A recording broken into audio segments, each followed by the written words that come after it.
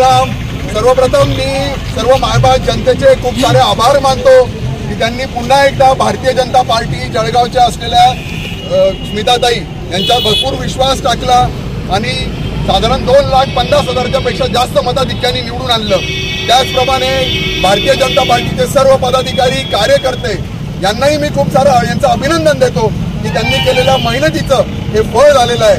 पुन्हा एकदा इथल्या जनतेने दाखवून दिलं की जळगाव आणि रावेर या दोघेही भारतीय जनता पार्टीचे हे बालेकिल्ले आहेत आणि आमचे नेते गिरीश भाऊ महाजन यांच्या नेतृत्वामध्ये दिलेल्या दोघेही सीट या भरघोस अशा मोठ्या मताधिक्याने निवडून आणलेल्या आहेत।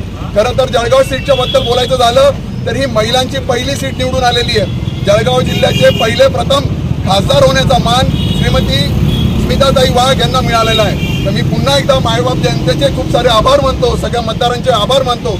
त्यांनी दिलेला विश्वास आम्ही सर्व भारतीय जनता पार्टी हे पुन्हा एकदा कार्यकर्ते आणि स्मिताताई गिरीश भाऊंच्या नेतृत्वामध्ये त्यांचे सगळे कामं करून पुन्हा एकदा सार्थ ठरवतील या निमित्ताने सांगतो। जय हिंद, जय महाराष्ट्र। जनता पार्टी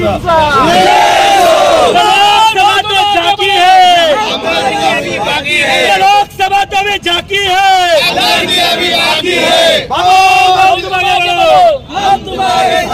भारतीय जनता पार्टीचा, भारतीय जनता पार्टीचा